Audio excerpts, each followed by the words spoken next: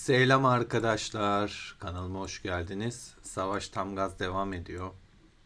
Zaten dün sizlerle canlı yayında gösterim sağladım. İzlemeyenler varsa mutlaka izlesin. Dün çark çevirdik canlı yayında. Musa çarkı. Yeni etkinlikten bahsettim. Bir de daha sonrasında Anıtlarda Savaş çıktı. Onu izleyebilirsiniz arkadaşlar.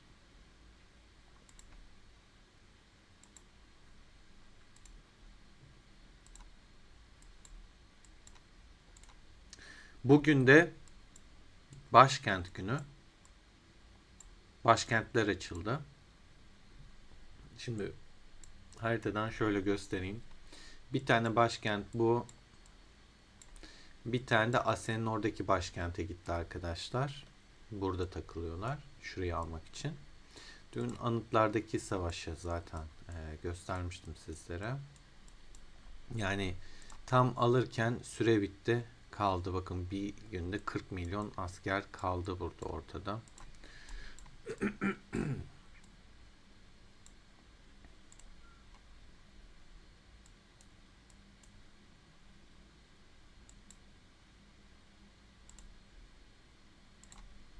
Evet, buraya gelmişler.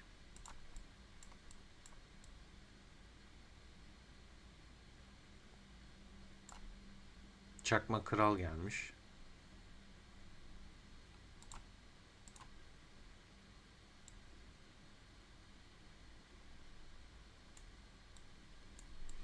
Başkentleri biliyorsunuz arkadaşlar. Bilmeyenler için söyleyeyim. Bir saat elinizde tutmanız gerekiyor. Bir saat içinde el değiştirirse değiştiriyor. Tekrar süre başa dönüyor. Toplam zamanda 2 saat içinde bitiyor. Yani 2 saatte kim ne yaparsa o. Yani şu an atıyorum bizde ana etkinliğin, buraya bakmayın, ana etkinliğin bitmesine 30 dakika kaldı. Bizde ise bizimdir. Hani bu bir saat kalmayacak o zaman gibi düşünebilirsiniz.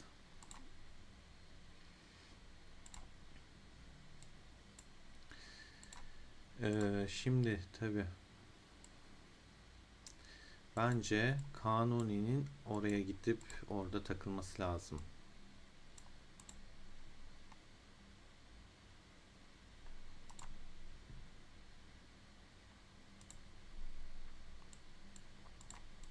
Şurayı almaları lazım bizimkilerin.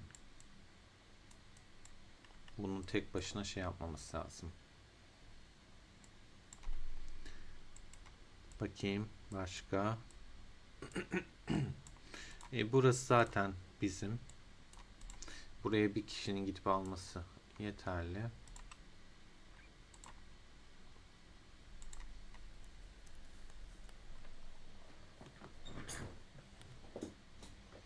İbo'yu buraya göndermek istiyoruz.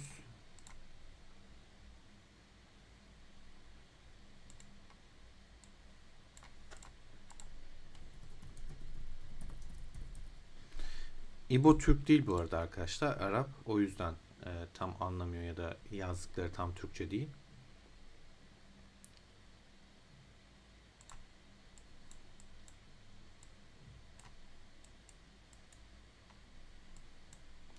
Doğu yurt zaten bizim. Başka bir bağlantımız var mı alabileceğimiz? Burayı Fray'a bırakıyoruz. Burası Fray'in. Yani Ase'de onlara şey yaparsa, Ase almış. Kim var burada? Şöyle tepeden bakayım. Herhangi bir kale var mı burada? Evet. Hiç kale yok.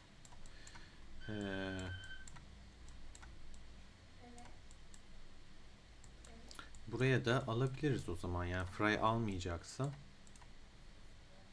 Geçidimiz var mı burada? Var diye hatırlıyorum ama yoksa yok muydu? Şöyle bir bakayım. Tinner'e yok galiba geçit ya. Tinner'de geçitimiz olmayabilir. Bakalım.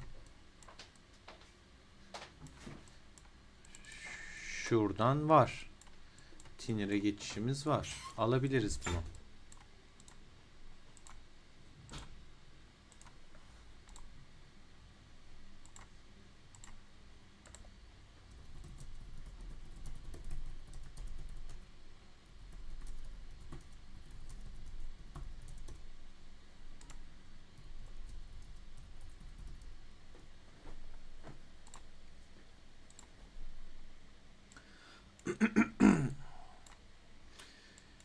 Şimdi tabii ki haritanın birçok yerinde farklı başkentler olduğu için bu arada NSC'deki pasif kalelere bakın. Hani oyundan kopmuş. Yani o kadar çok kişi oyunu bıraktı ki. Mesela şurada da Asen'in pasif kaleleri. Şöyle göstereyim. Bunlar da Asen'in pasif kaleleri. Savaşmayanlar. O kadar çok kişi oyundan kopmuş durumda ki. Gerçekten komik bir halde.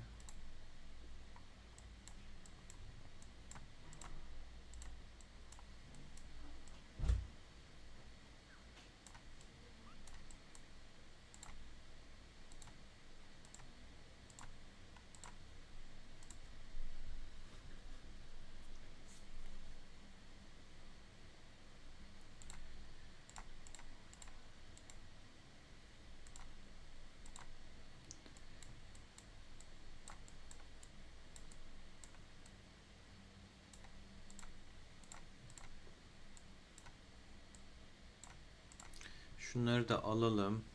Boş geçmeyelim. Buna gerek yok bu kadar.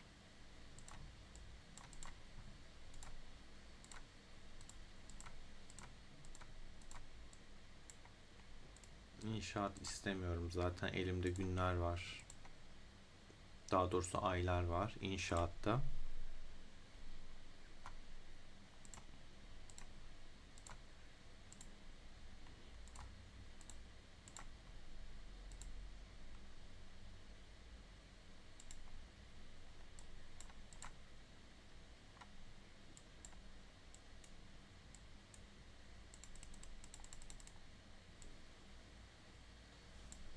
Doğu yurtta zaten adamların geçişi olmadığı için hani bilmeyenler için söyleyeyim, başkentlerde vurdun senin oldu, zaten senindir. Bir saat boyunca korursan senin. Zaten burası Doğu yurt bizim bölgemiz. Hani burada bize saldırabilecek başka bir ittifak var.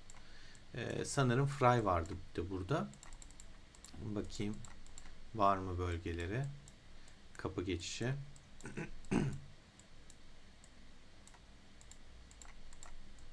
Yokmuş bile. Dağ hisleri boşta. Yani bütün geçişleri de kapatmışız. O yüzden saldırabilecek bir yer yok. Hani buna bir kere dokunup alman yeterli. Daha sonrasında tekrardan uğraşmana ya da işte savunma atmana vesaire gerek yok. Şimdi arkadaşlar burayı da aldı.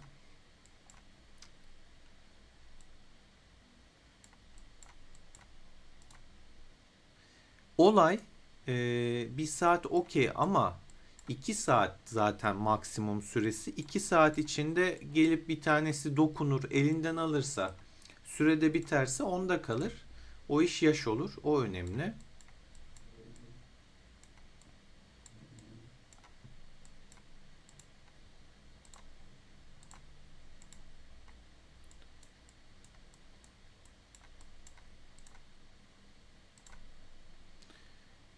Şunu çıkartayım. Atayım takviye. Tırt bir ordu atayım. Bir yandan şunları yapacağım çünkü. Zaten şu an bu tarafa gelen yok arkadaşlar. Video hareketli geçer mi geçmez mi bir şey diyemiyorum ama bence her şekilde mutlaka gelecekler diye düşünüyorum. 3 tane başkent almış oluruz. Düzeltiyorum, 4 tane başkent almış oluruz. Gerçi yukarıdakini onlara bırakacağız gibi şu an. Bakalım yani neler olur. Göreceğiz.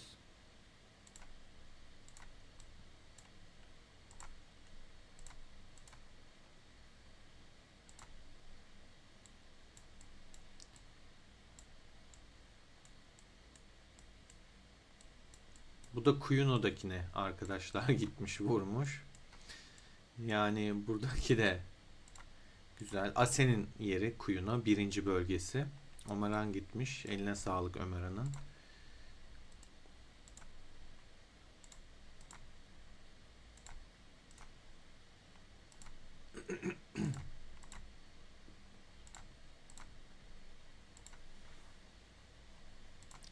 Buna da gönderdik değil mi?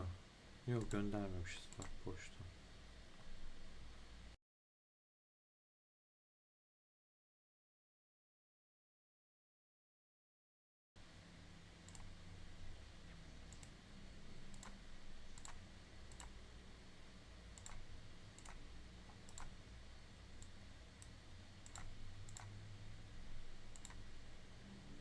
Ömeran tarafına biri geldi herhalde. Aynen 30 seviye biri gelmiş. Ondan geri almış.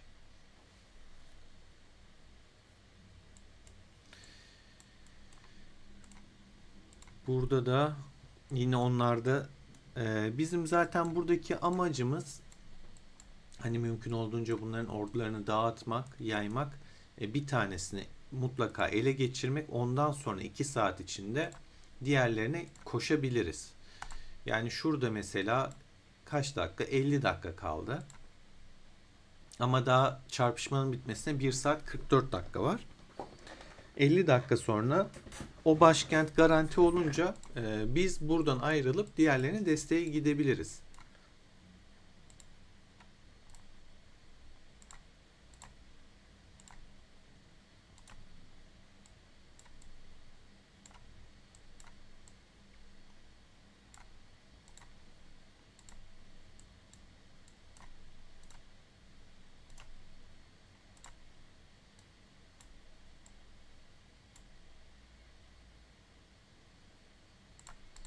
Niye öyle algılıyorsun ki?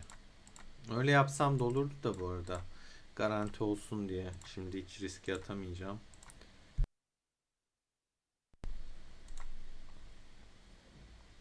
Emtan gelmiş bu tarafa. Nerede kalesi? Şu herhalde.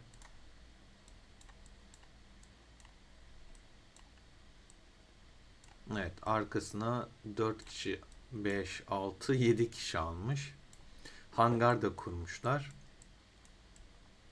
Burayı düşürmeye çalışacaklar. Tabii ki ne yapıyoruz? Hemen bir savunma basmamız lazım. Bunu da kullanacaksın. Önemli. Başkent önemli arkadaşlar.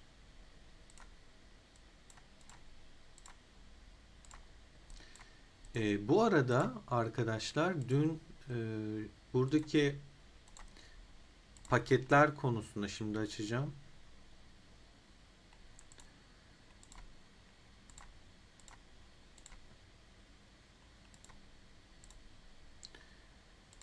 Kutlama ödül dedi. Nerede? Şu.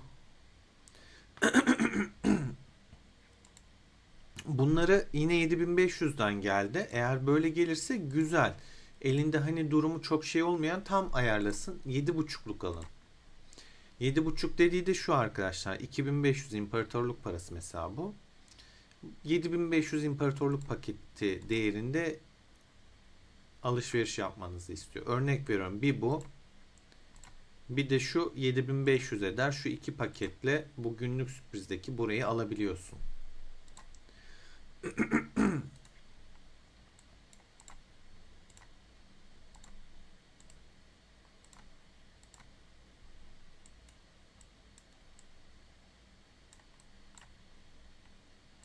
İyi, Ömeran yine aldı burayı.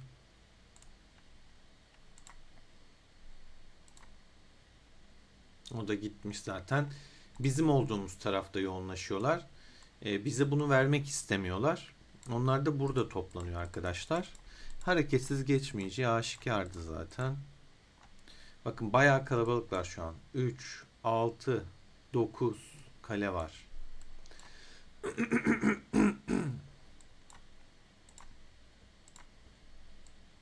Dokuz kale gelmişler. Biz burada 4 kaleyiz.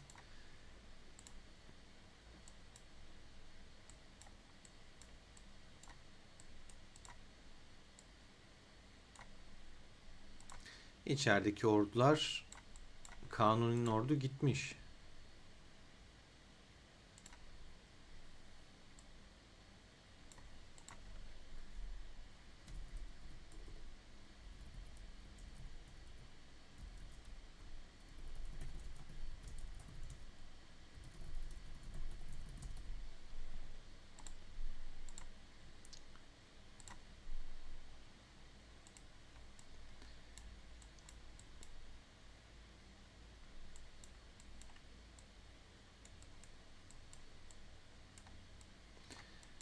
Tabii Kanuni gibi daha böyle balinalar açık araziyi seviyor. İçtimaları çok sevmiyorlar. Açık arazide kapışmak istiyorlar.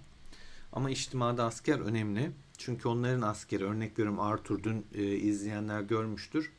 Lato'nun Arthur'u tek başına içtimayı bayağı oyalıyor. Bu tarz süreli olan savaşlarda da oyalama taktiği çok çok önemli. Ben bir mesaj atayım da.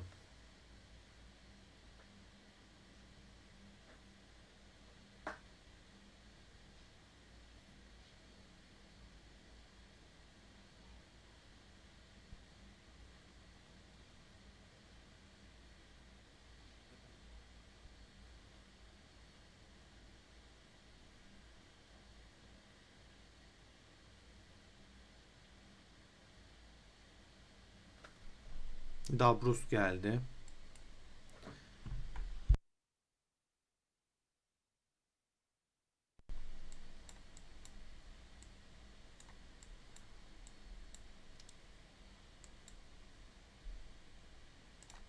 Nerede İbo, bakayım. İbo'yu şuraya gönderdik değil mi?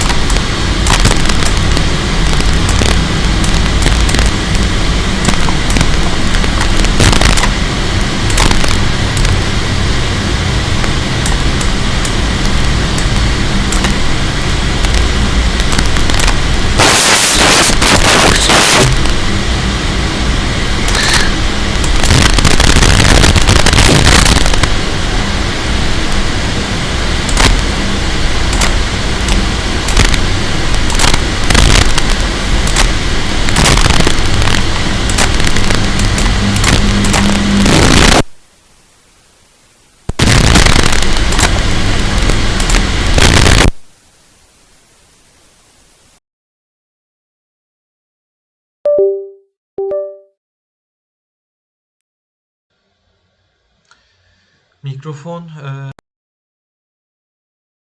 kusura bakmayın arkadaşlar. Ya aslında olmaması gerekiyor da neden yaptığını da bilmiyorum. Ama dediğim gibi hani dünkü şahsi düşüncem de patlayacak birazdan ihtimalleri.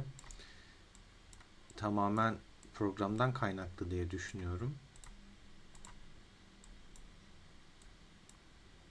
İhtimalleri patlamak üzere. Patladı.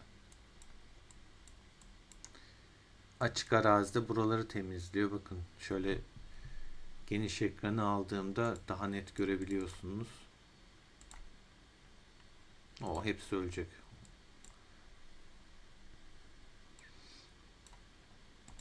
Dün de söylemiştim. Adamların aktifliği bizden daha fazla. Bakın kaç kale olmuşlar? 2, 4, 6, 8, 10, 12, 14, 15 kale olmuşlar. 15 tane kale var. Aktiflik daha fazla onlarda.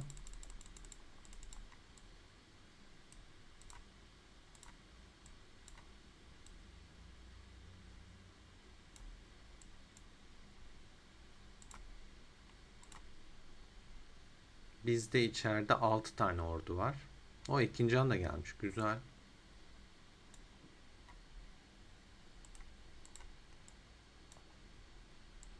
İkinci anın gelmesi de çok iyi.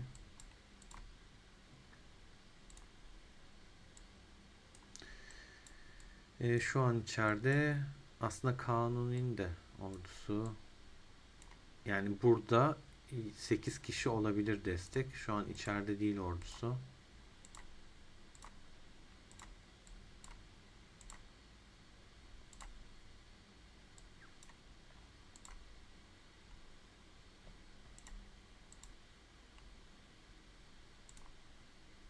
Arthur'unu buraya açık alana çekiyor destekten.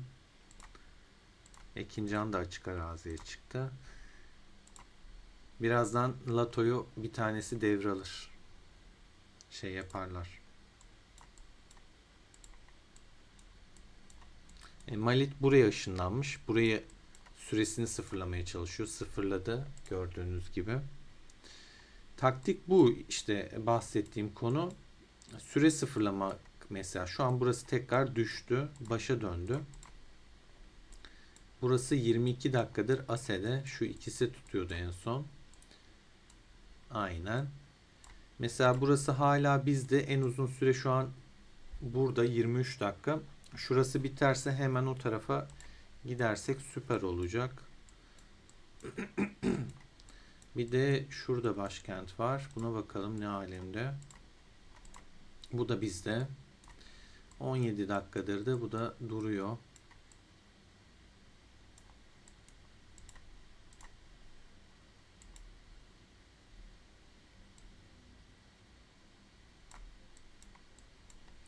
Başkentlerin bitme süresi 1,5 saat var da. Eğer bunu korursak 36 dakika boyunca zaten şuna yetişebiliyoruz. Nerede Kuyunu'daki? Şuna yetişebiliyoruz. 36 dakika boyunca onu korumamız gerekiyor. El değiştirirse yandık. Başa döneriz. Malit burada kilitlendi. Şuraya yetişemeyiz. Kuzey Kral şehrine. Ama zaten bizim amacımız şaşırtma yapmak. Burası çünkü bizle hemen hemen aynı süreler, böyle saniye falan var. İçtima aç, düşür falan, o iş yaş olur. Bununla şu bizim savunduğumuz aynı anda bitecek.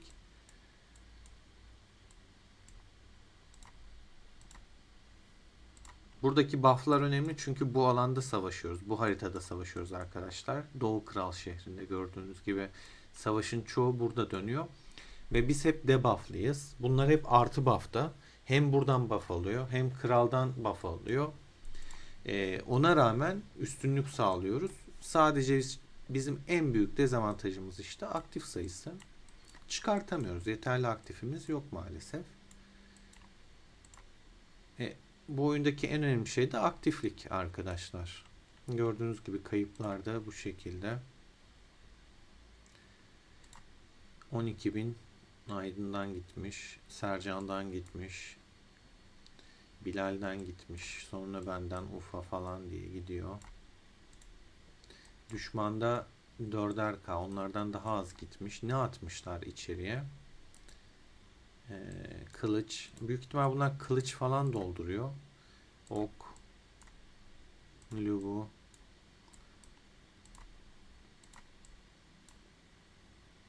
Ok.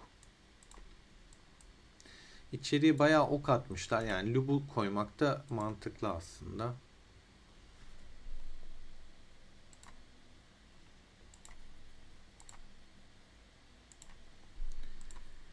İttifak şeyine kimse gidemiyor şu an. Zaten o yüzden mağlup bir bilgi geldi.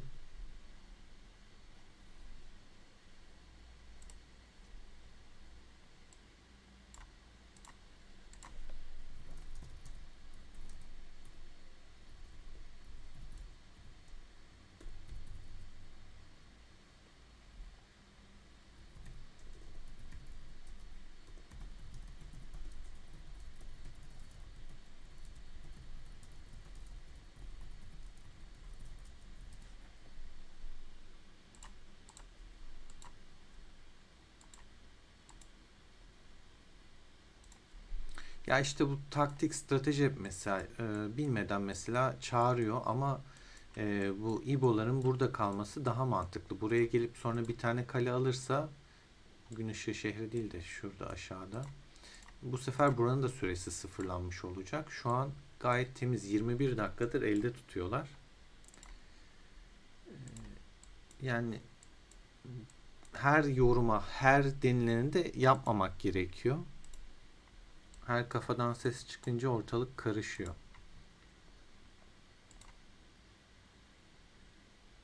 Neredeyse 2 milyon ordu çıkartıyorlar. Çok kalabalıklar.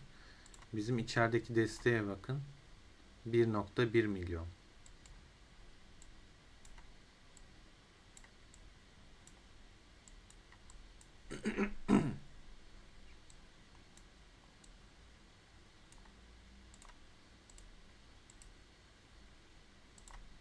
İyi, Horse da giriyor.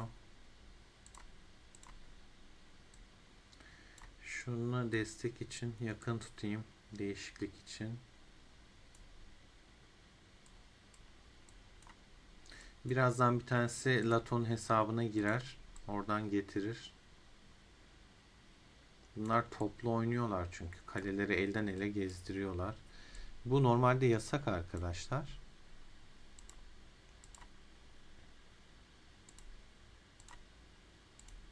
Oyun bunu IP adresinden tespit edip aslında bunları banlaması gerekiyor. İçtimaları patlamak üzere. 2 milyon orduları şu an gidiyor. Bakın şöyle geniş ekranı alayım. Tıkır tıkır dağılıyor. 4 tane birlik ölmüş durumda. 6 tane. Şurada bir tane kılıç gördüm. Ona gideceğim. 7. İçtimaları patlıyor.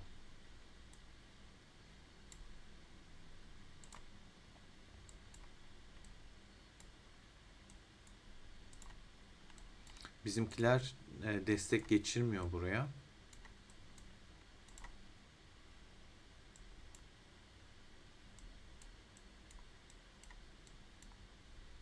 Takviye yetişmeden bu patlar gibime geliyor. Şu oraya ulaşana kadar nereye açmışlar bunu? Kimin kalesine? Kaplan'a mı gidiyorlar? Ha, bu bir taktik bu arada. Burayı tutuyor. Daha sonrasında hani yarı yolda bozacak ama içtimalarını zaten patlattık. Bu taktiği daha önceki videolarda göstermiştim. Öğrettiğim bir taktik. Burada içtimanız var arkadaşlar. Anlatayım şu şekilde. Buraya ilerideki kale içtima açıyorsunuz. Bu yolda giderken şurada mesela bu içtimayı bozuyorsunuz. Dağılanlar buradan tık tık tık tık hemen başkente saldıran lejyona giriyor. Çünkü burada yürüyerek geçebileceğiniz bir alan yok. Rakip sizi kapatmış durumda. O yüzden o şekilde yapıyorlar. Birazdan bunu dağıtacaklar. Bizimkiler de onları keklik gibi avlayacak. İşin gerçeği o. Bakın izleyelim birazdan. Kaleye gelirse ne mutlu bize. Kaleye kafa atmış olur ama dağıtacak. Şu an nerede dağıtacağını hesaplayamadı hala. Ben de şöyle yakın tutayım. Olmadı kaplanın kaleye destek de atarız. Orada keseriz. O da güzel olur.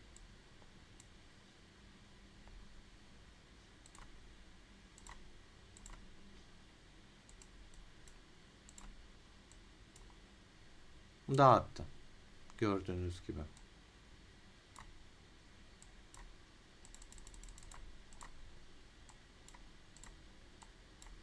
Abi bu oyunun bug'ında can sıkıyor ya. Kenarlardakilere basamıyorsun.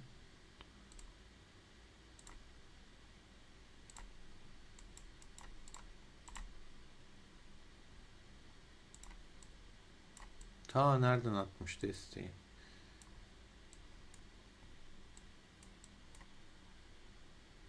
Yetişemez onu. Hiç uğraşmayacağım. Maksat şuradan sürmek.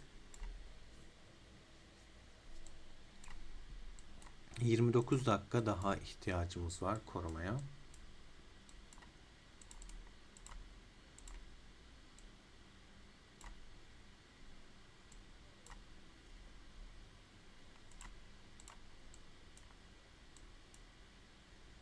Çok asker kaybettiler burada. Enayiler.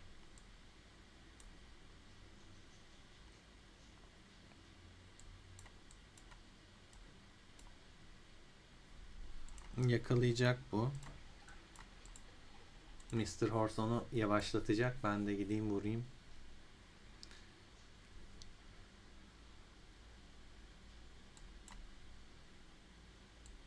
Öldü bile yani. Hani o yüzden çok da bir şey yapmama gerek kalmadı. Gördüğünüz gibi seferberlikte çok fazla asker kaybettiler. Normalde işte olan bu. Hani Asya'ya karşı ne oluyor, ne bitiyor? Olan bu bakın. 4'er K hepsi gitmiş.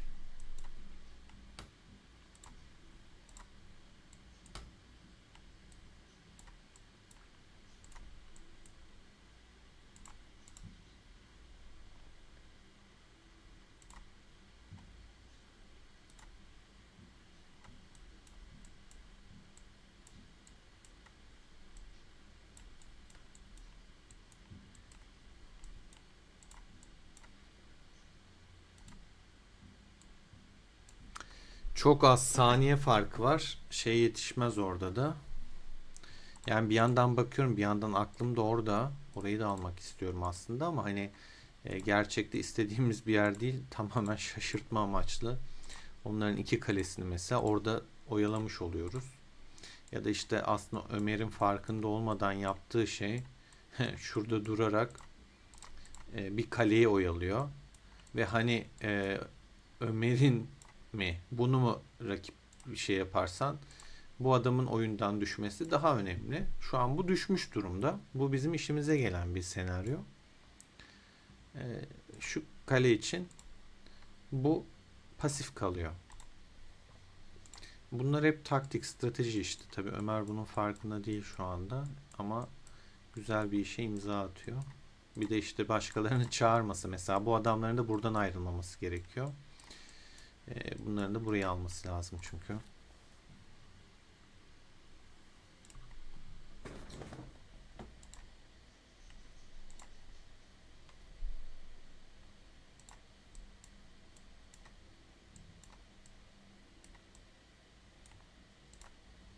Şöyle geniş açıya alacağım.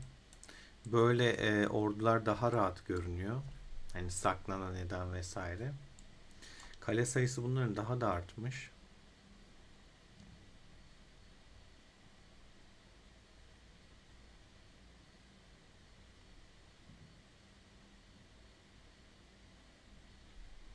%20'den fazla kale var şu an burada onlardan. Bizde 2, 4, 6, 8, 10, 11 kaleyle tutuyoruz. Adamlar bizim iki katımız. Şurada 1, 2, 3, 4, 5, 6, 7, 8, 9, 10, 11, 12, 13, 14, 15, 16, 17, 18, 19, 20, 21, 22, 23 kaleler. İki katımızdan da fazlalar. Ama ona rağmen bir şey yapamıyorlar. Ama yine de şu senaryoya bakınca görünen şey şu. Bakın burada 23 kale var. Adamlar yine bizden daha aktif. Yani hafta içi işten dolayı aktif olamıyoruz. Hafta sonu keyfimizden dolayı aktif olamıyoruz. Arkadaşlar biz ne zaman aktif olacağız? Buradan kendi ekibimize öz eleştiri yapalım. Yani bir oyun oynuyoruz. Bir emek veriliyor. Hani oyuna girdiğinde diyorsun ki bu başkenti niye alamadık? Sen yoktun, alamadık. Bak bu adamlar geliyor. Yani telefonunu aç, bir yerde gir. Bir destek at en azından. Getir kaleni, ışınla şuraya, bir takviye at. Adam 2 milyonluk içtima çıkartıyor. Bizim içeride 1 milyonluk savunmamız var. Yani 1 milyon bile değil, 900k. Bunlar önemli şeyler arkadaşlar.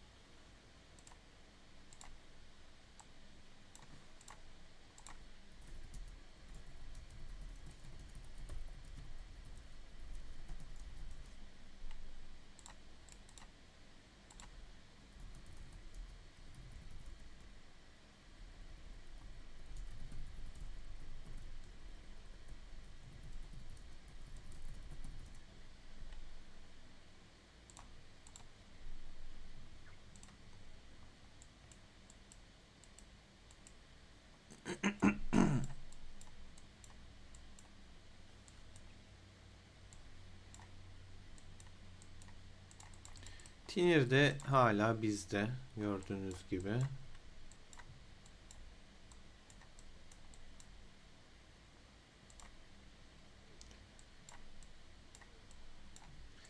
Geçidimiz olan her yerdeki başkentlere şu an salça olmuş durumdayız. Bakalım kaçta kaç yapacağız.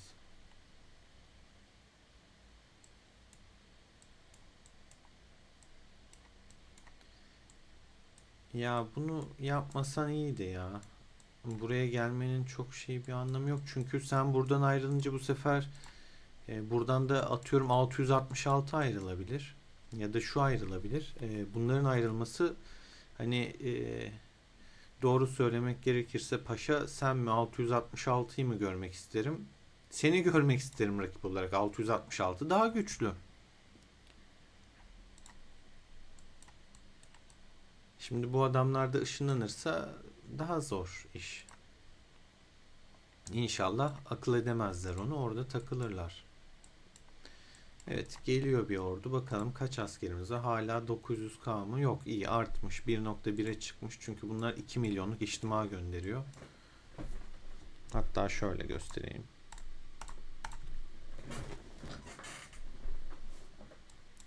Geniş açıyla dağılanlara bakalım. Kimden ne gidiyor şu an?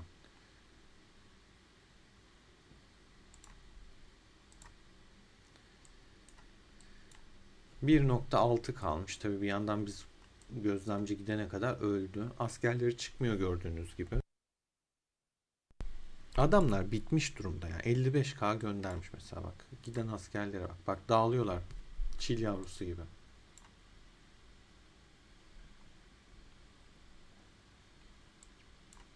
Bir yandan Lubun'un canına da bakıyorum. Bak dağılıyor.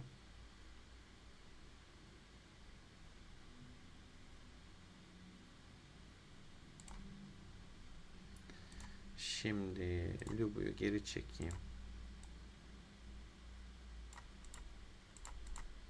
Şöyle tak.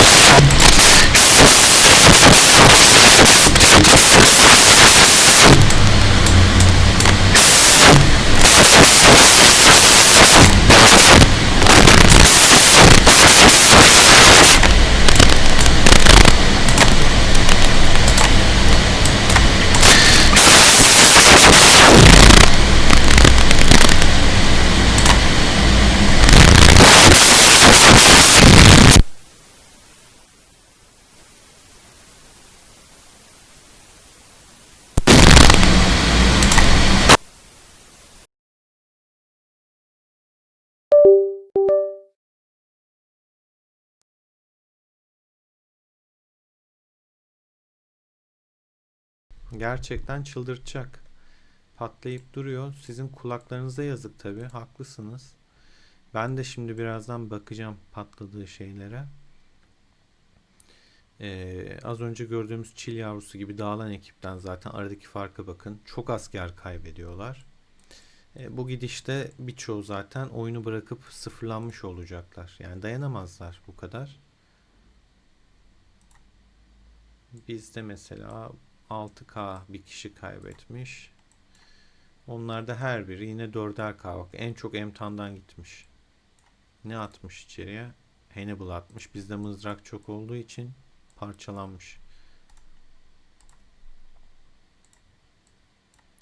Hastaneyi ihmal etmemek lazım. Yoksa patlarız.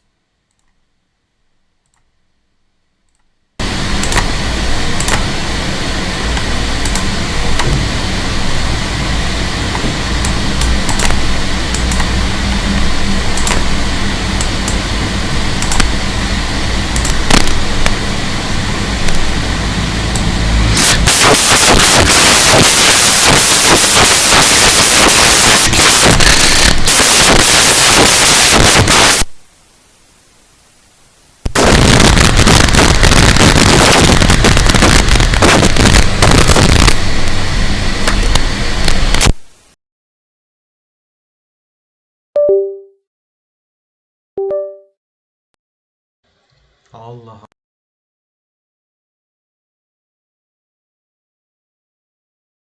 Demedim gitti. Niye patlıyor bir anda? Bununla ilgilenmem lazım benim. Kendi kendine patlıyor.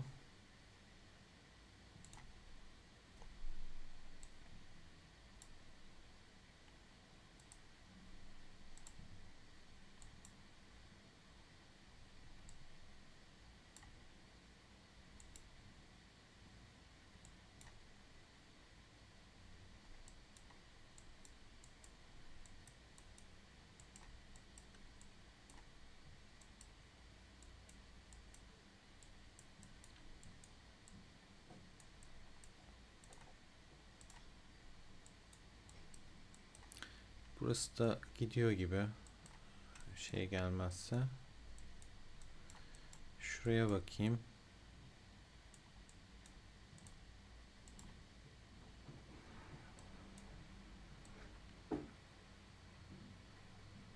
Buranın şu an bizim için bir değeri yok. Kuzey Kral'da biz savaş vermiyoruz zaten.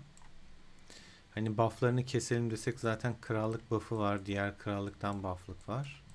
Diğer başkentten daha doğrusu.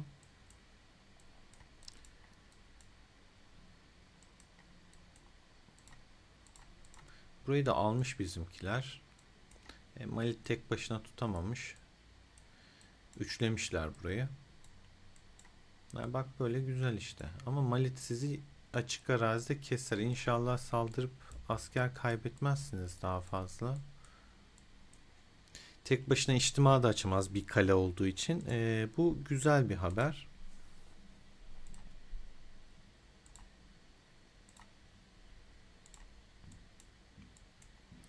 15 dakika kaldı.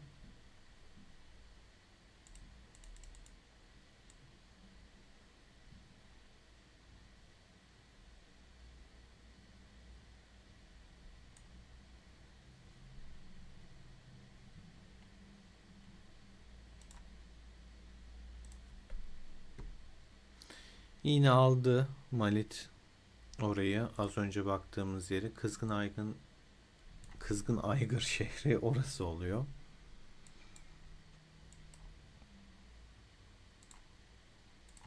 Emtan'ın birlikleri. Lato gelmiş bu arada. Dedim size bir tanesi mutlaka girer. Çok sıkışınca giriyorlar çünkü. Hani o riski alıyorlar. Oyunda bunu görmüyor.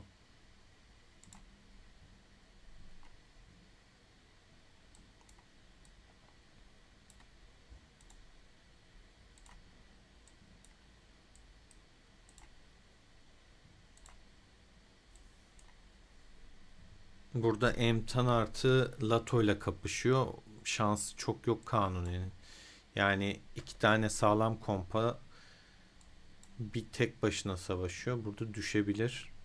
Ama Lato'nun Lubus'u ölmek üzere. Burada desteğe ihtiyacı var işin gerçeği Kanuni'nin.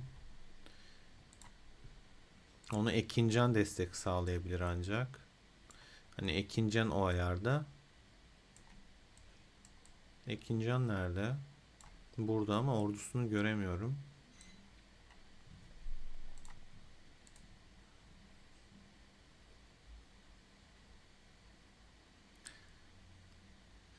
İyi, gitmeden en azından aldı.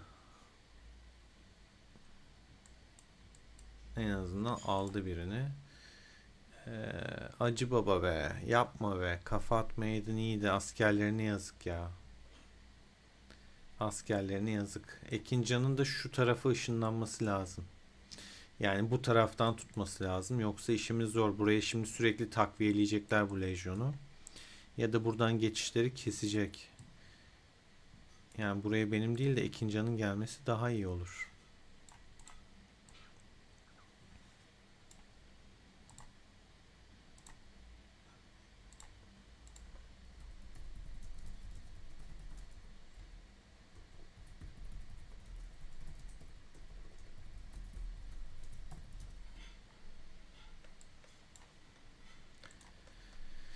$2 milyonluk seferberlik geliyor. İçinde Lato'nun Arthur'u varsa sıkıntı yaratır. Allah'tan yok. Açık arazide kapışıyor şu an. Ama destek atacaklardır mutlaka. Bak geliyor şimdi mesela. Arthur'unu buraya sokacak. O sıkıntı yaratıyor. Bizde mızrak olduğu için yani bende adamın Lato'su Arthur'u çok vuruyor. Şimdi başlıyoruz. Hazır mıyız? İkinci an hatta burada da yok mu? Yok var ama hiç yenilememiş. Hemen 78K'ya düşmez çünkü Ramses.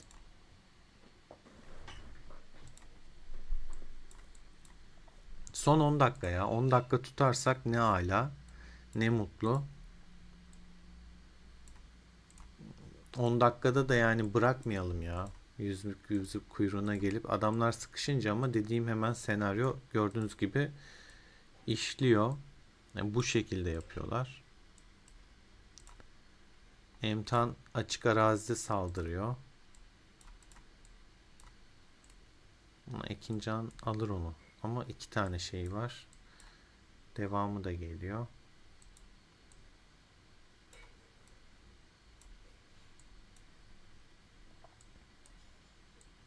Yine patladı bu arada. Destekliyorlar ama patlayacak gibi.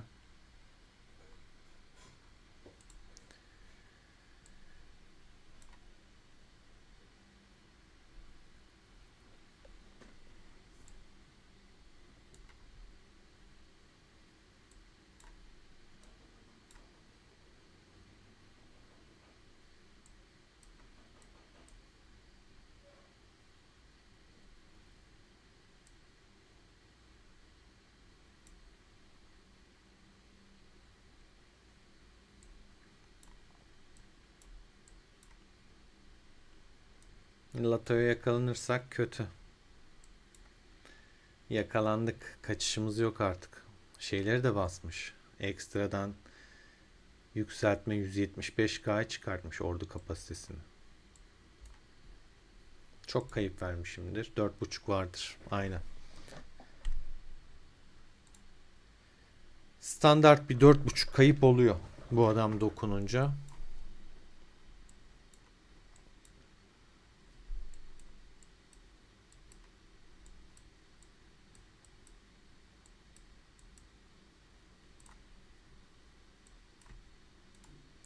Yani bu içtimanın patlamaması gerekiyor işin gerçeği. Şöyle yapacağım hemen.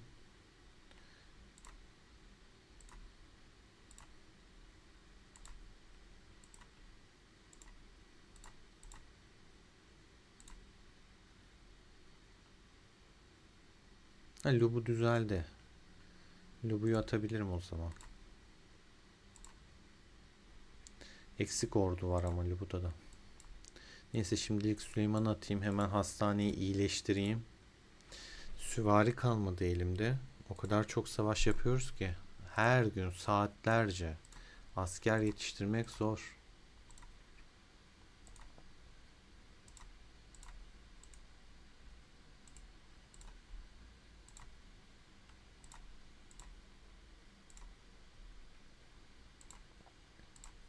Şeyi de basalım.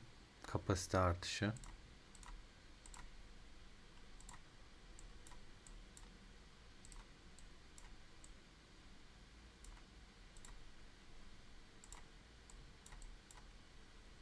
İçtimaları yine patlamış durumda. NATO'da kuyruğu kıstırıp kaçıyor olarak görüyoruz. Ekincan gelmiş araziye.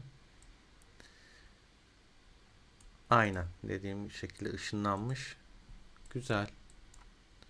8 dakika kaldı zaten. Şimdi burayı zaten biz çok şey değiliz ama burada tek kalmış. Bakın dediğim senaryoya dönmüş.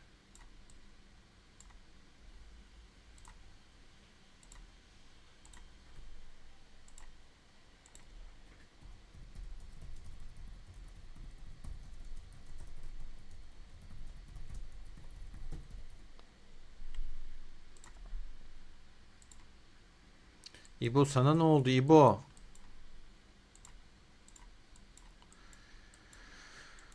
Abi ne oldu?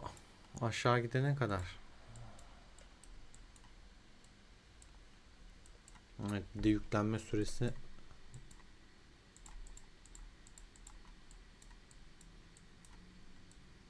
Ne? Yardıma ne oldu? 47 dakika zaten. Sizde kale yok burada.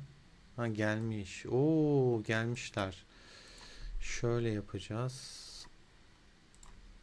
Ben bunları geri çağırayım.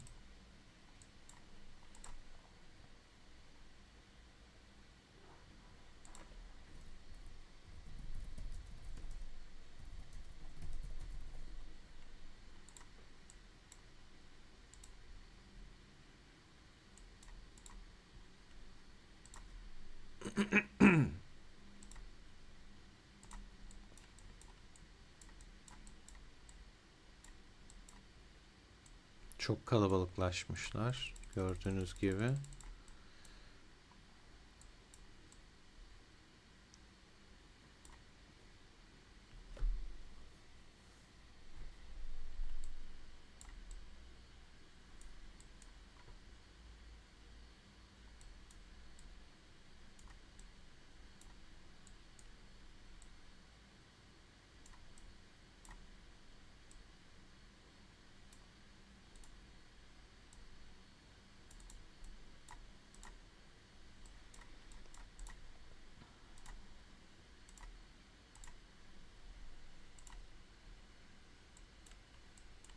Kaç dakikası kaldı bunların?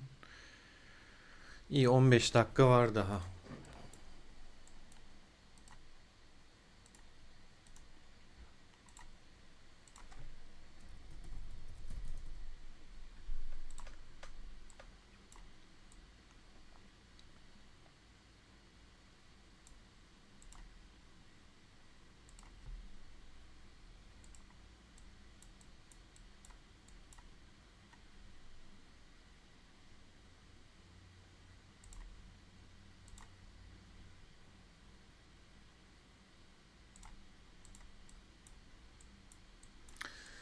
Tabii ki tutması çok çok zor. Burada 2, 4, 6, 8, 10 kale var.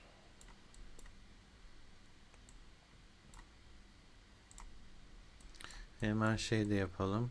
Şuraya yürüyüş.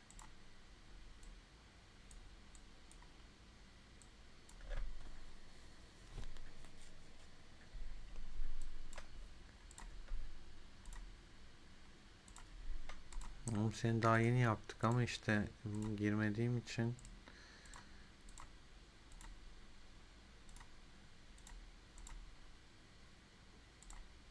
Hadi bakalım geliyor. 40 saniye.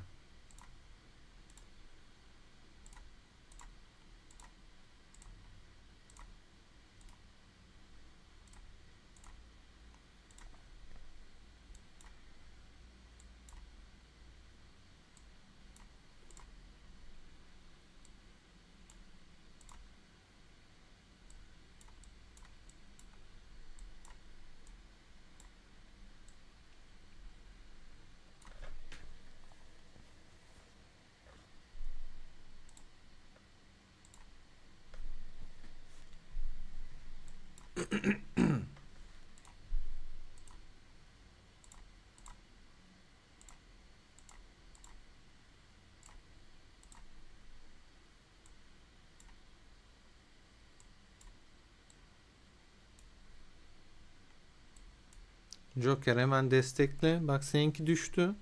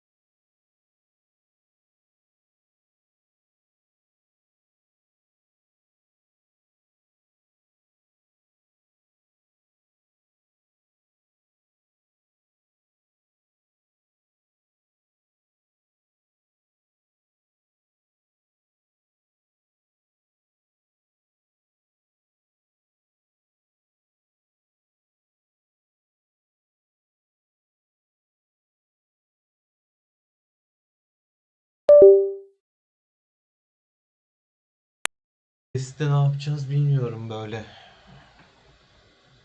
Biraz da mikrofonsuz takılayım olmadı.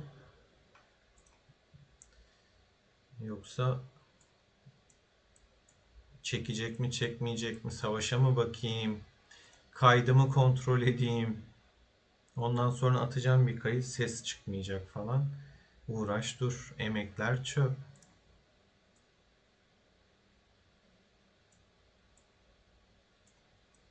Lato geldi bu arada. Şu an burayı içtimi açmak. Evet. Yani şu an çok mantıklı olmayacak Lato varken. Ama burayı bırakırsam bu sefer buraları da gidip alacaklar. Elimizde bir tane başkent kalacak. Ama esas zaten bizim istediğimiz başkentte aldık. Savaşın döndüğü başkent. Doğu Kral şehri arkadaşlar. Doğu Yurt zaten bizim başkent. Burayı da aldık. Yani iki tane başkent istediğimiz elimizde.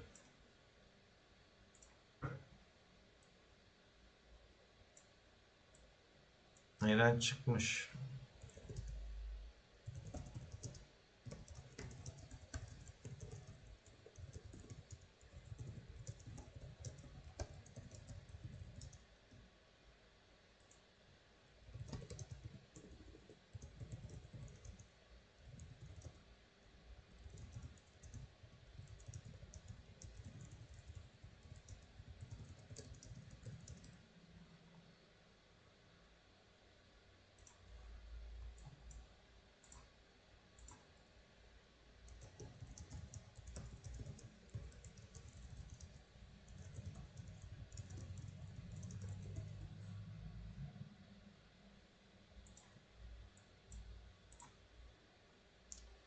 İki dakika böyle ufak ufak 5 dakika 5 dakika tırtıklasam adamlardan zaten 50 dakikaya da ne 50'si 40 dakikaya şey bitiyor. Arkadaşlar da şuraları alabilir. Yani şurası mesela bir kişi vardı burada. Şurayı ikisi alır aslında. Kaç dakika kaldı? 44 dakika kaldı.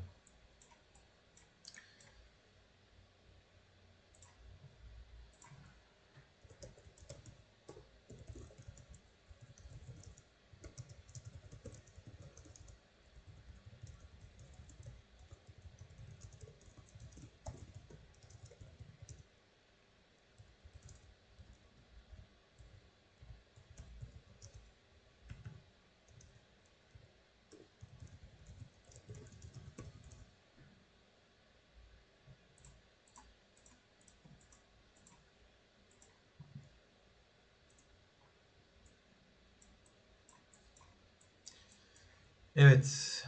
Burada içtimayı dağıtacağım son saniyelerde. Çünkü Doğu Yurt'ta aldık. Onun da bildirimi geldi. Kızgın Aygır'ı da ele geçirmişiz ama tabii ki almadık daha. Karışıklık olmasın. İşgal ettik sadece. Orayı korumak lazım.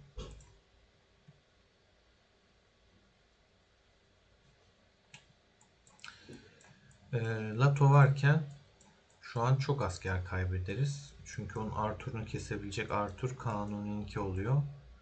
Hatta Lato şu an buradan gitti mi? Vallahi burada. Güzel. Takılsın. Bu adamın buradan ayrılmaması gerekiyor.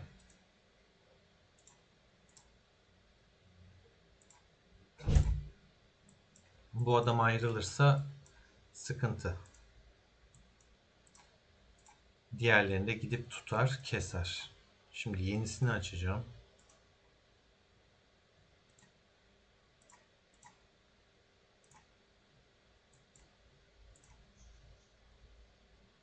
On dakikalık açtım. Bilerek.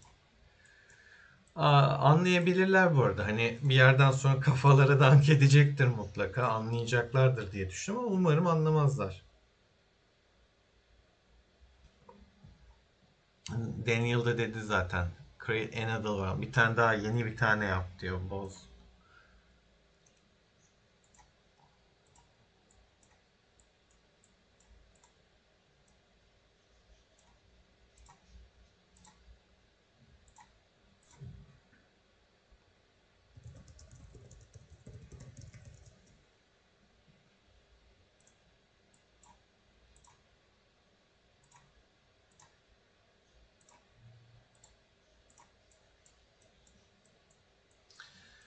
Emtan gitmiş olabilir. Normal gitmesi.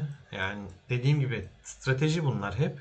Eğer şey yaparsa, gitmezse kaybedecekler oraları. Ama çoğunluğu hala burada görünüyor. Bir de Liza gitmiş buradan. Lato burayı tutar bu arada tek başına. Bu kadar kaleyle, yani tek başına değil. Tek olsa tutamaz da. Bu da hayvan gibi, şu kaleler onlar yani. Bizden daha kalabalıklar. Ama Emtan gitmiştir. Bakalım. Abi yoruyor bu oyun ya. Gerçekten yoruyor ya. Kızgın Aygır'a gitti galiba. Bakalım. Aynen. Nasıl biliyorum ya adamımı? Bak, Liza ile ikisi direkt burada. Bilmez miyim ben abi? Gitmiş kafa atıyor. Güzel ya. Böyle salakların çıkması güzel oluyor. En azından uğraşmadan kendileri asker kaybediyor. Bu iyi bir şey. İbo ya. Biraz sessiz İbo. Çocuklar da Safir'i de almış. Oh mis. Bak bak. Şimdi bu geri almış. Yine süre sıfırlandı. Tam bu Safir'i aslında hep bu var. Sadece 666 var çakma kıra. Burada kaç dakika var? 39 dakika. Öyle bir süreyi ayarlayacaksın ki Safir'i onlardan tık diye alacağız. Onu kesiyorlar şu an.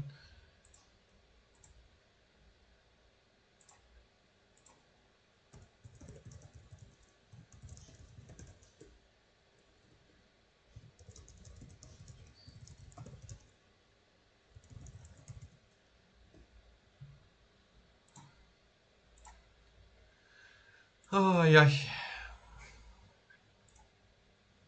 Mikrofonsuz şu an. Bilgisayarın hoparlöründen sesimi alıyor. Bakalım yazılımdan mı patlayacak mı göreceğiz. Ama mikrofondan da üzülürüm. Yani mikrofon da aslında güzel bir mikrofon. Öyle uygun fiyatlı bir mikrofon da değil aslında. Orta statü diye geçiyor. 6.000 lira. Yanlış hatırlamıyorsam 6 verdim. HyperX'in hangi modeliydi bu ya? Bakayım. Eğer hani tekrar bozulursa aklınızda olsun, almayın. Hemen bakayım, MediaMarkt. 6'dan fazla da olabilir ha bu.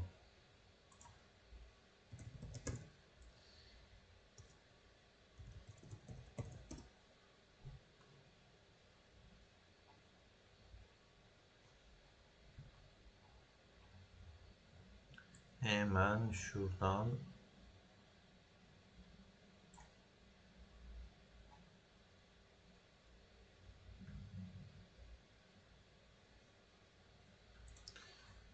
bakalım.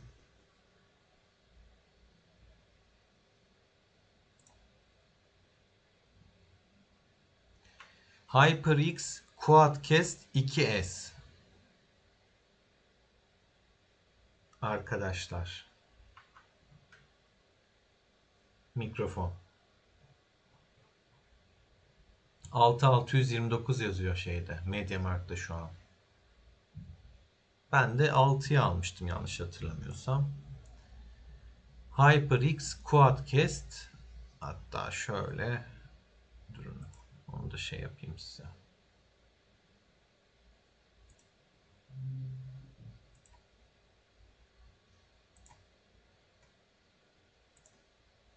Bakın şu an kullandığım. Ama gelin görün ki düzeltiyorum ya. Bu değil, bu değil. Şu değil. Bunlar değil. Aa, burada yok. Şu an. Bakayım.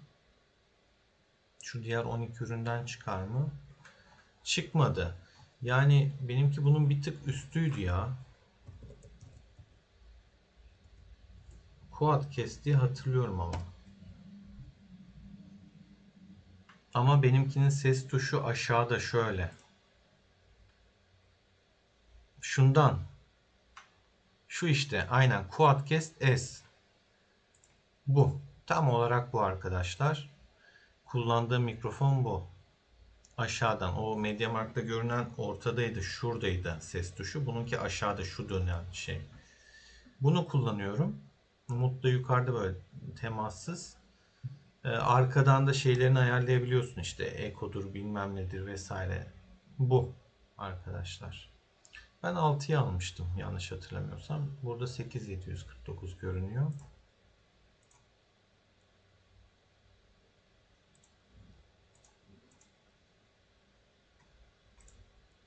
Neyse, oyunumuza geri dönelim. Tamamdır, bu kadar. Bu bilgiyi de paylaşmış olayım. Yani mikrofonu soranlar için. Lato hala burada. Bizimkiler neyi aldı neyi kaybetti bir bakalım. İç kalemi gözetlemiş. Kızılaygar'ı kaybetmişler. Süre yenilenmiş. Kaç kale var burada? Son saniyelerde burayı almayız. Bu mantıklı değil. Ama son saniyelerde gidip de şeyi alabiliriz. Kuzey Krallığı. Şunu alabiliriz. Bunu tek bıraktılar, bu çakma kralı. Sabahtan beri tek takılıyor.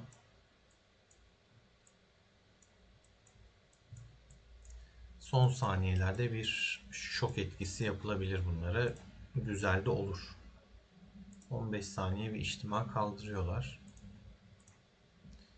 Bizimkiler de buradan kaldırıyor. Benimkine daha 2 dakika 10 dakikalık açmıştım oyalansınlar diye.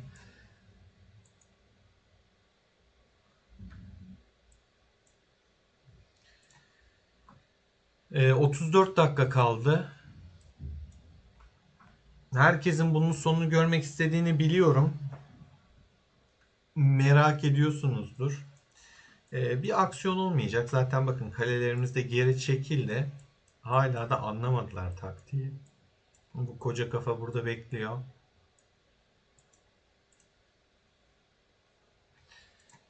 Bakalım yani.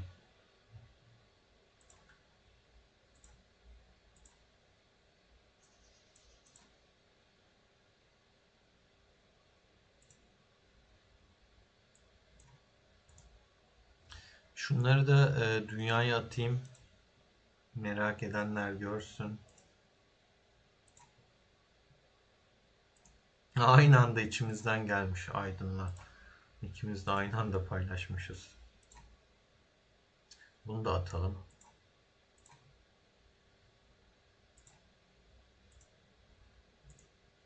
Biraz trollümüzü de yapalım. Asi ilan edenler utansın beni. Burada kafa kafa. Yine üstünlük var ama öyle dalga geçilecek çok bir şey yok. Adamların kaybettiği ordu zaten haritadan açıkça görünüyor arkadaşlar. Yani şurada bıraktıkları asker sayısı belli. Burada bakın, daha birkaç saat öncesi zaten 20 milyon asker bırakmışlar. Bir de birkaç saat sonra bir 20 milyon daha bıraktılar. 40 milyon asker gitti burada. Burada ne var? Burada da bir 4 milyon bırakmışlar. 44 milyon etti mi? Burada ne var?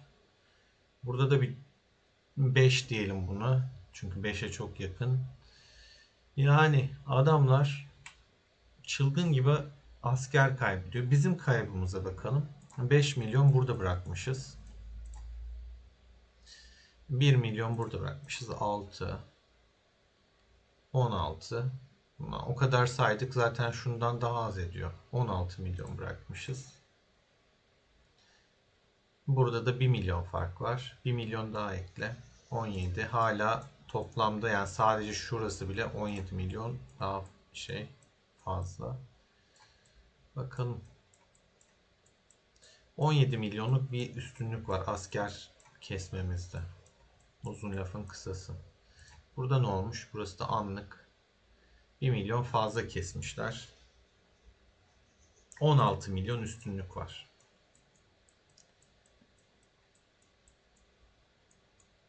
Ama son veriler daha buraya gelmedi. Geldiğinde zaten işte raporları gördünüz. Çok fazla fark var. Fark çok. Görünenden fazla. Şu içtimai bozayım. 4 saniye dağıt.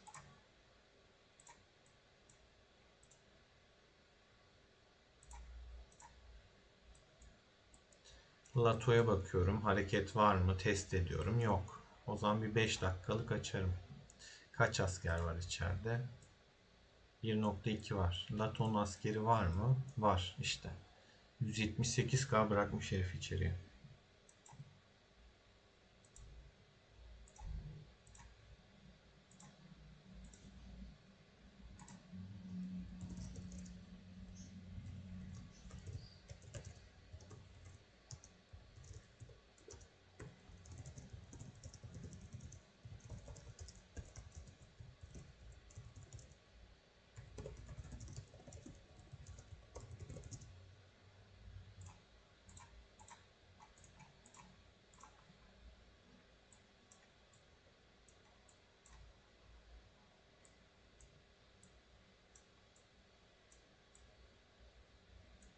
Bırakma demiş. Vur demiş de vurulmaz yani. İbo yanlış düşünüyor. Zaten hem asker sayımız az hem de adamın askeri daha güçlü bizden yani ordusu.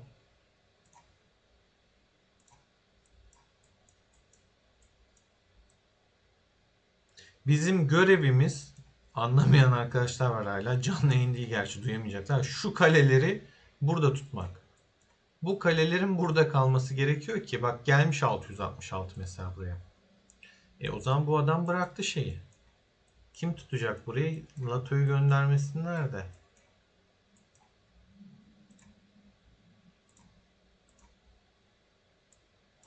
Kim aldı oğlum bunu?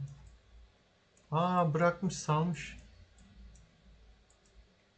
Buna vermiş, devretmiş görevi.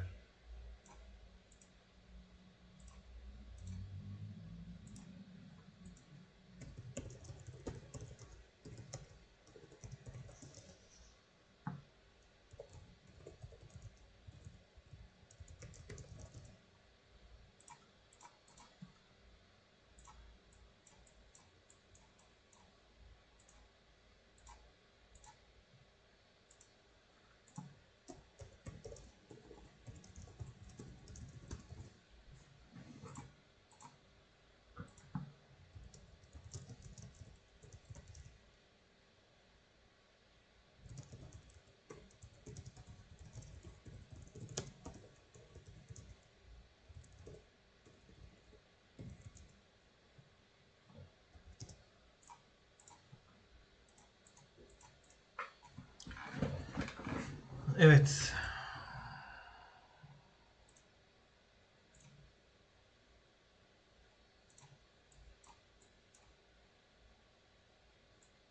Nibo burada dengiyle kapışıyor. 28 kale bulmuş. Atışıyor öyle. İyi, Lato hala burada. 666 da burada.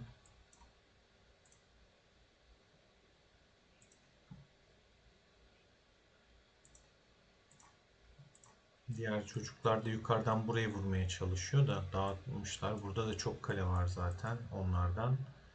Bakın 2, 4, 6, 8, 9 kaleleri var ya. Çok aktifler. 4, 6 kalede bizde var.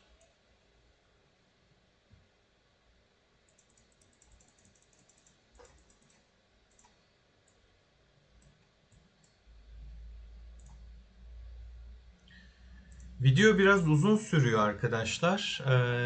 Bu kısımlar bir tık sıkabilir. Bir tık sıkabilir. Ama sonucu da merak ettiğiniz için hani olmadı kesip atayım diyeceğim ama benim bunu editlemem de uzun videolar sonra uzun da sürüyor. Görüntü kalitesini de biraz bozuyor editlemek. Çok azıcık etkiliyor, bozuyor. Araştırma olsaydı alırdım bu arada bunu.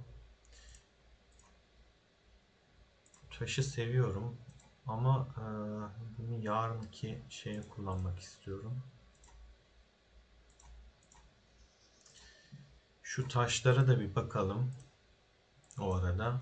Zaten 10 dakikamız var. Pasif 2 tane.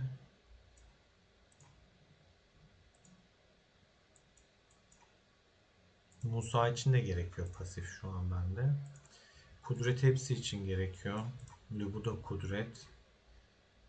Birim kapasitesi istiyorum şu an. Ama saldırı istiyorum ya. Kapasiteyi yine arttırırım. Buradan rastgele gelecek. O sırada sizlerle taşları şey yapalım bari. Dünden de taşlar geldi. Onların hepsini birleştirmem lazım. Elimde ne var ne yok görmem lazım. Bakmadım işin gerçeği. En aşağıdan başlayayım hemen. Beklerken şu şekilde zamanımızı verimli geçirelim.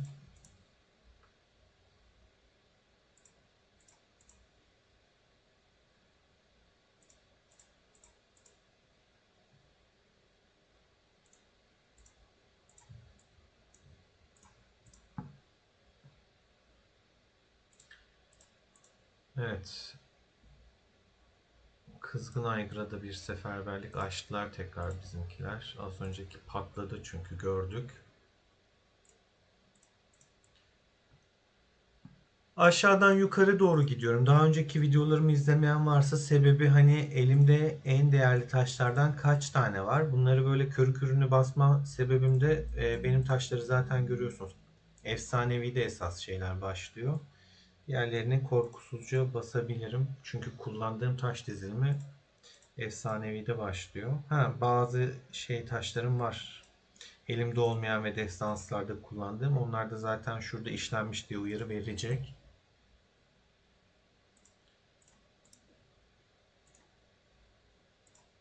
Valla mikrofonu çıkarınca seste hiç böyle bir artış dalga göremedim. Ses dalgalanmalarına ara ara bakıyorum ama mikrofonsuz bir problem görünmüyor.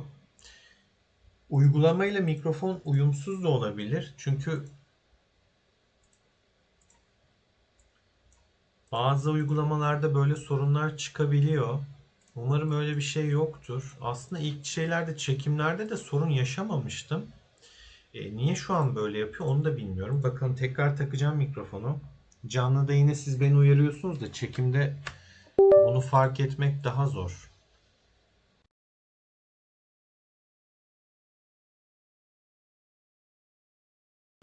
Şuradan ayarı da değiştirelim. Umarım sorun yaşamayız. Kulaklara bir şey olmasın.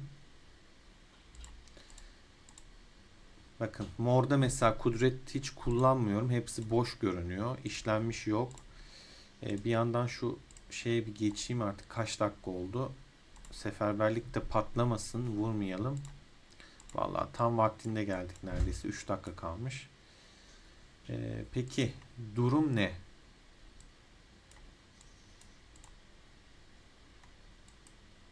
Biraz asker basmış gibi. Biraz basmış. Çok mu kayıp verdiler? Ama bizimkiler daha fazla asker almış. Helal be. Kızgın Aygır'da da bir sürü adamları var oysa. Yani her seferinde daha fazla yemişiz. Yani ilginç. Bu adamlar çok asker kaybediyor. Basamıyorlar da. Nereye kadar dayanacaklar acaba? Kendilerini sıfırlayacaklar bu gidişle.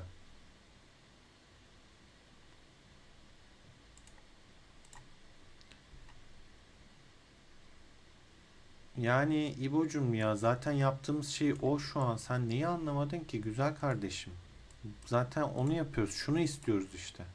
Son dakikada Safir'i alacağız. Bu kadar. Bak geldi 3 tane kale buraya. Burada hala bir tane mi bıraktılar? Evet.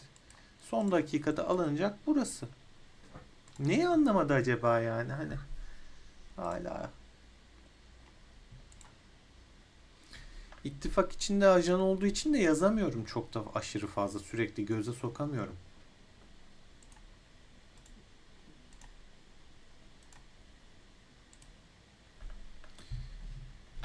Burada bir kafa kafaya olmuş.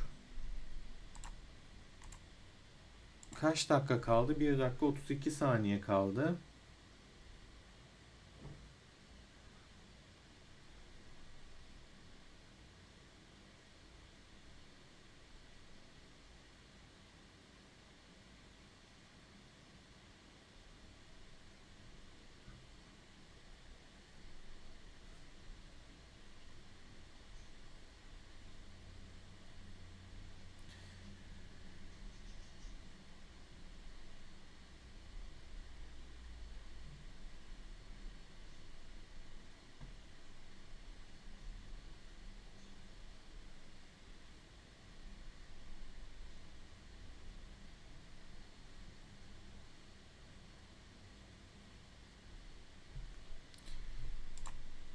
Son 20 dakika kaldı bu arada.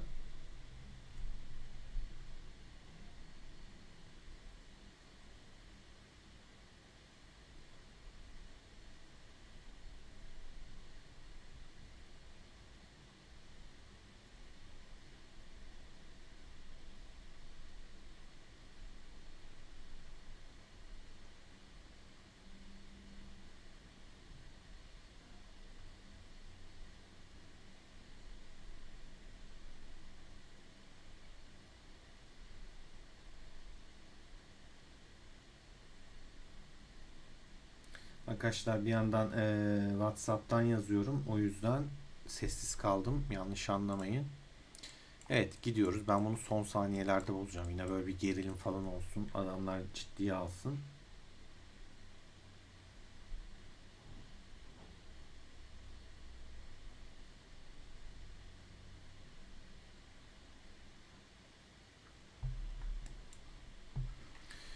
Evet, gerilim dorukta. 25, 24 gidiyoruz. Bu da beni gözetleyip duruyor.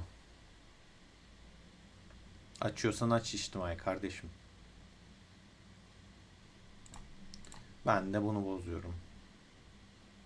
Zaten 3 kişiyiz. Keklik gibi oyalanıyorlar vallahi bizde ya.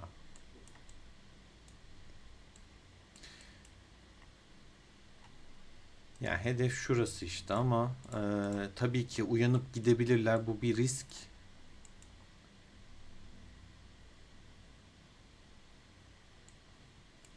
Bak mesela 4 kale olmuşlar.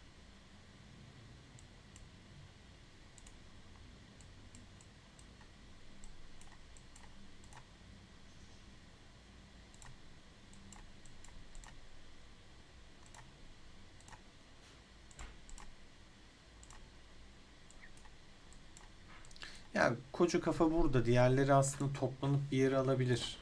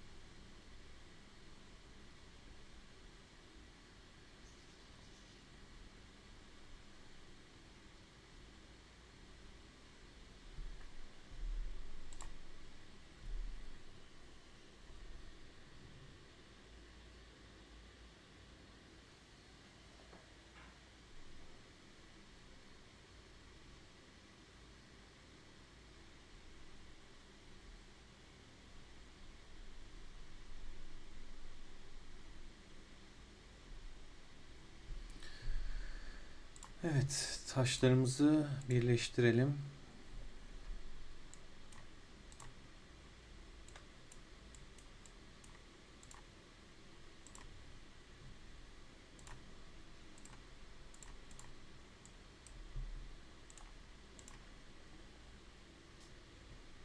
Bayağı bir pasif taşı almıştım. Çünkü Musa da pasiften hasar veriyor.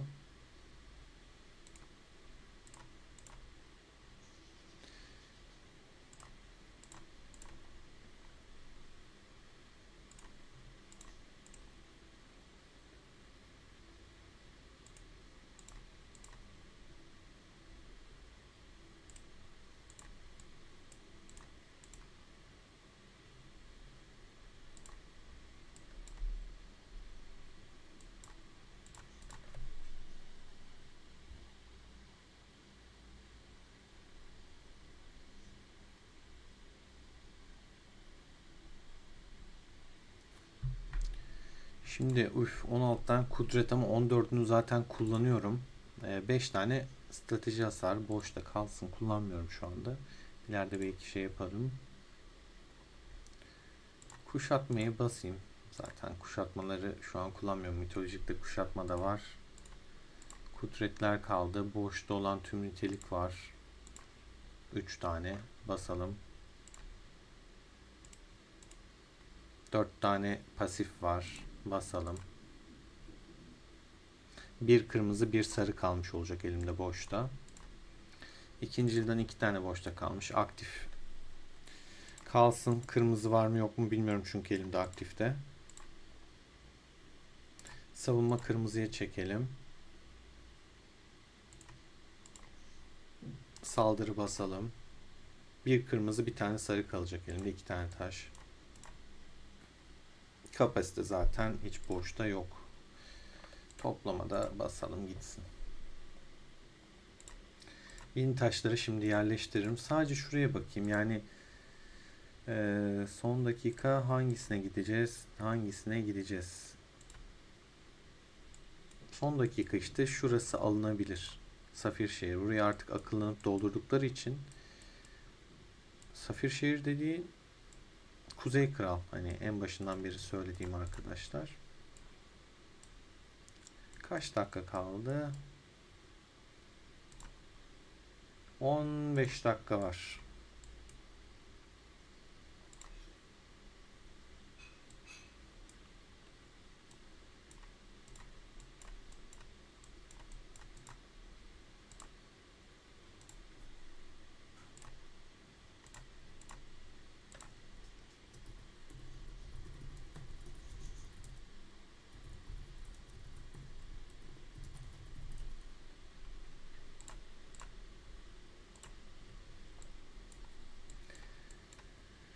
Burayı alırsak çok güzel olur.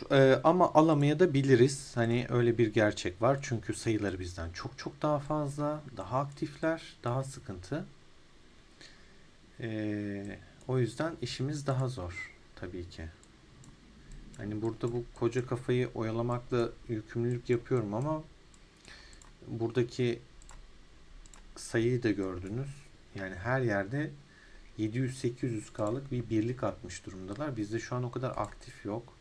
Bak 1.079.000 yani en çok birlik şu an burada. Buradayız diye. Buradayız dediğimde kale falan kalmadı ha. Adamlar sırf ben burada içtima açıyorum diye başımda dikiliyorlar. Biraz enayilerde işin gerçeği yani hani aslında alamam. Bak No Mercy gelmiş mesela. No Mercy nereye açtı? Temel şehir. Kızgın Aygır'ı açmış. Kızgın Aygır'ı istiyor. Kaç kale var? Bak Kızgın Aygır'da fena değil aslında. Kafa kafaya. Yani onlar daha fazla da şöyle güce bakıyorum ben. Kale güçlerine. Acı Baba güçlü. No Mercy güçlü. Sercan güçlü. Aydın Bey güçlü. Bunlar da Emtam, Malit, Liza güçlü. Şunlardan bir tanesi de güçlü de hangisiydi hatırlamıyorum işin gerçi. İsimleri birbirine benziyor çünkü çok şey yapmıyorum. Galiba şuydu güçlü olan. Aynen. Bu güçlü. Yani 4'e 4 buraya da aslında alınabilir ama buraya işte hani şu var. Alsak buradan gidecek miyiz? Evet gideceğiz. Burası önemli. Kuyuno da önemli aslında bizim için ya. Kuyuno da önemli.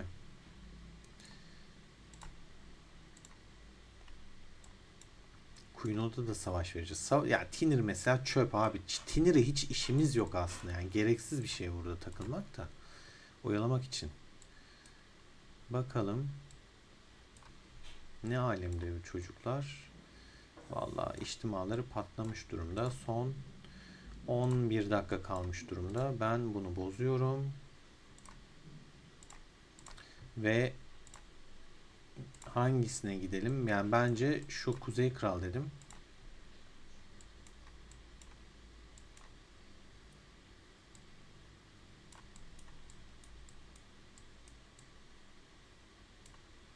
En güzel ışınlanabilecek noktaya bakıyorum şöyle. Şuraya geçeyim ben. İçlerinde hiç sırıtma.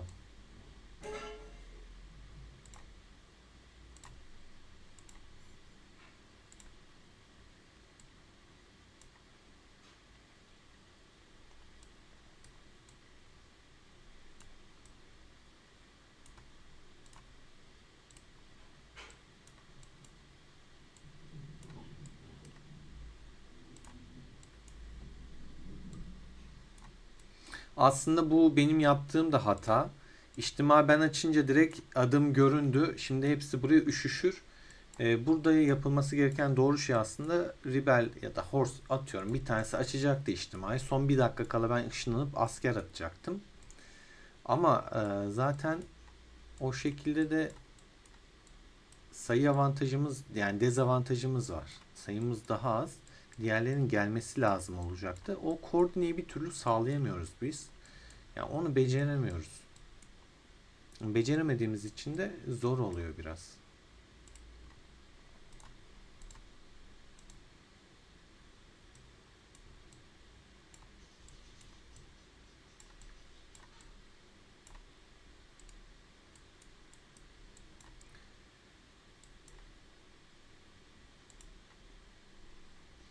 Ne yapıyoruz? Saldırımızı basıyoruz.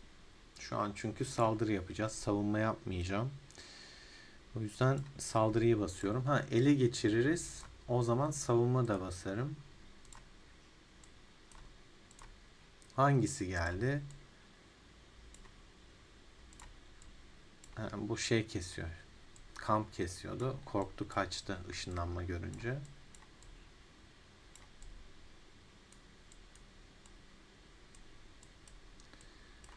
Buraya bizimkilerden biraz daha gelmesi lazım.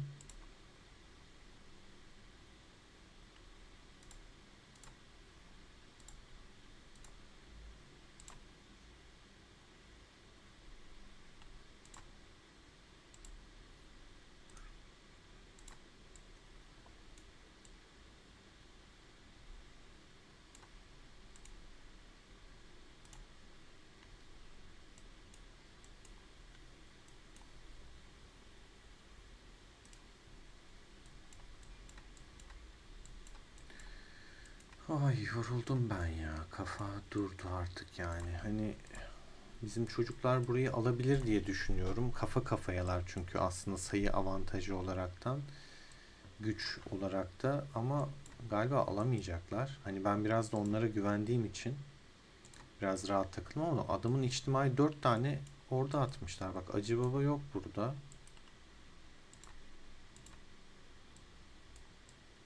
Ufa var mıydı? Aydın var mıydı?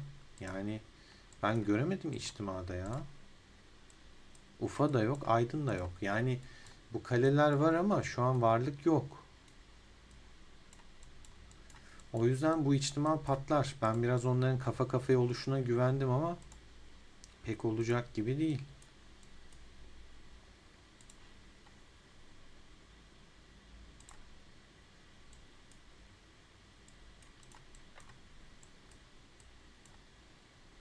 Benim içtima da dolmadı ki. 500K'yız bizde. İçeride var 700-800K. Bakalım. Tekrardan.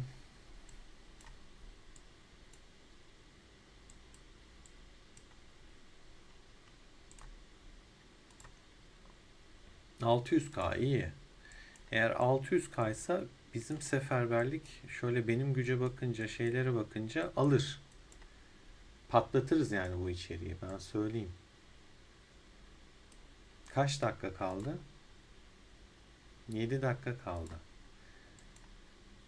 İçtimai 50 saniye patlatırsak sonra bunların içtima açacak vakti kalmayacak. Ama gelip de işte Lato kafa atarsa içeriye şu kadarcık kaleyle de patlatır bizi. 4 milyon askeri var adamın.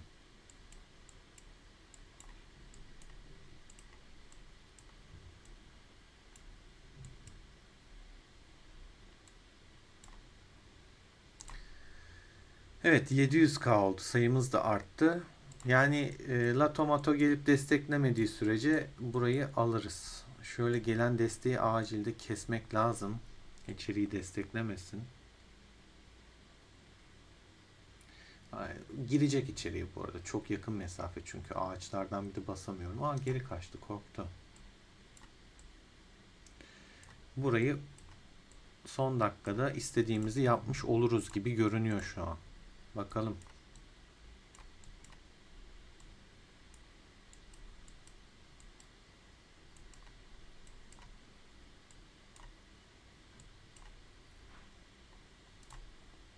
Vallahi son 5 dakika 56 saniye. Zaten işte içeriği savunup kes, et, cart, çurt. Bir dakikada öyle geçse. Göreceğiz. Heyecanlı. Heyecan dorukta şu anda. 666 geldi. Hemen destek atacak. O tarafa yetişemem vallahi hiç kesmekle. Bunlar burada oyalanıyor. No Mercy de geldi. Güzel Sercan da geldi. Olay şimdi son saniyelerde burada dönecek. Ama önemli olan arkadaşlar dışarıdan gelecek desteği kesmeleri. Çünkü her zaman kıymetli. Zaman çok kıymetli şu an.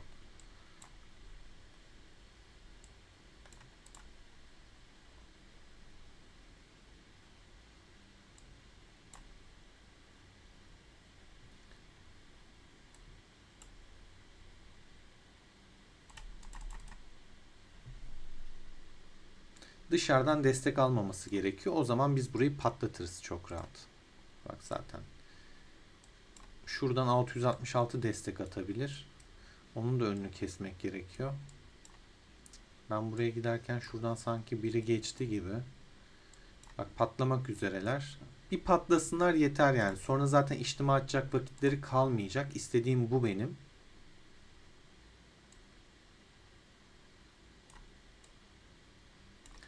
Destek olmaması gerekiyor. Destek.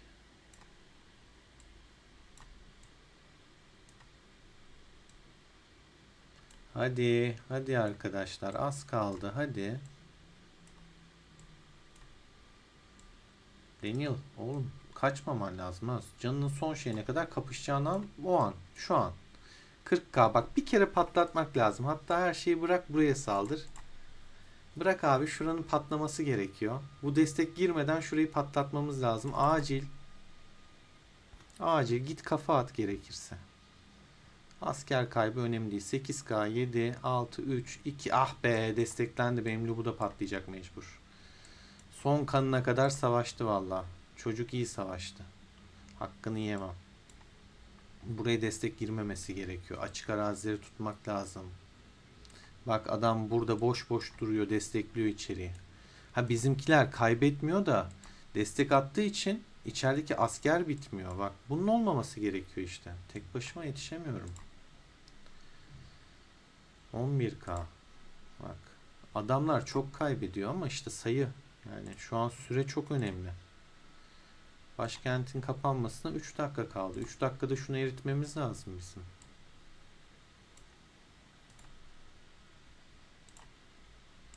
Şey çıkmıyor. Tam ordu çıkmıyor şu an bak. Hastaneyi iyileştireyim.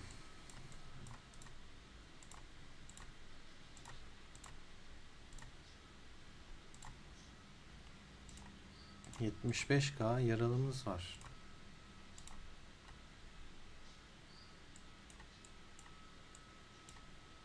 Yok abi adamlar destek attı. Hayvan gibi destek attılar. Yani benim dediğim mevzu bu. Açık araziyi tutamazsan desteklerlerse 3 dakika içinde bitiremeyiz ya. Çok az kalmıştı. 7k asker kalmıştı. Emtan da geldi.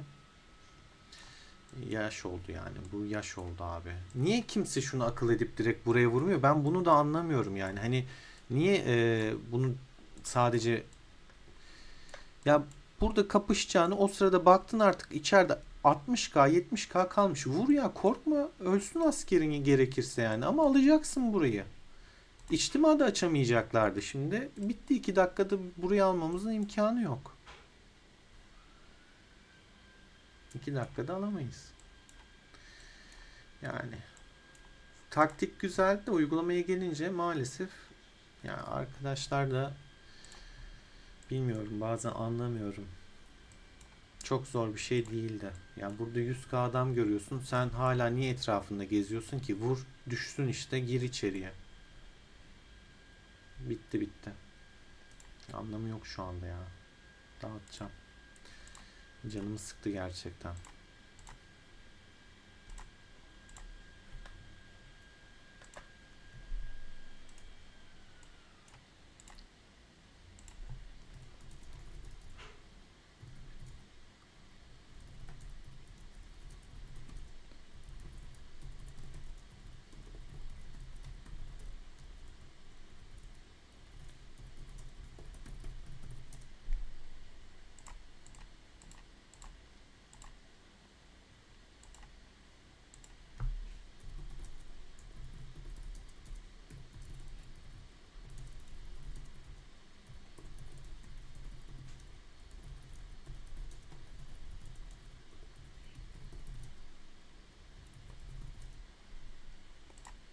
Ellerimizle verdik yani. Çok merak edenler izleyebilir.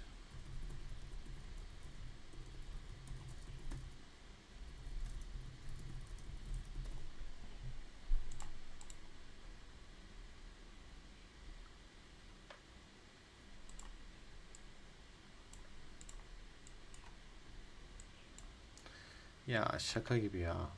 Yani pisi pisine gitti. Son dakikalar. 2, 1 bitti. Yani şaka gibi. Gerçekten şaka gibi ya. Yani ne korkuyor anlamadım ki. Neyden korkuyorlar arkadaşlar ya.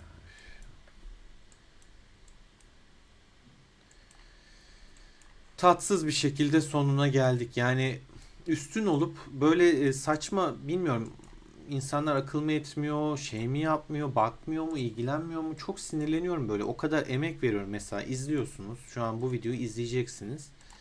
Ben burada deli gibi asker harcıyorum, hızlandırma harcıyorum. İmparatorluk parası harcıyorum, ışınlanma harcıyorum ama öyle böyle değil yani, her yere koşmaya çalışıyorum. Bir yandan yazıyorum, bir yandan orayla konuşuyorum. Bilmem ne falan filan. Yani abi içeride 70K var ya. Hatta 7K kaldı yani. 7K'yı gördük. Gördünüz. Vur, vur girsin bizimkilerde yani. Bunu niye yapmıyorlar? Bilmiyorum, yoruldum. Bugünlük bu kadar arkadaşlar. Kendinize iyi bakın. Beni dinlediğiniz için teşekkür ediyorum. Kanala abone olup beğenmeyi unutmayın. Destekleriniz kıymetli. Özellikle şöyle gergin zamanlarda destek önemli oluyor. Desteklemeyi ihmal etmeyin lütfen. Hoşça kalın diyorum.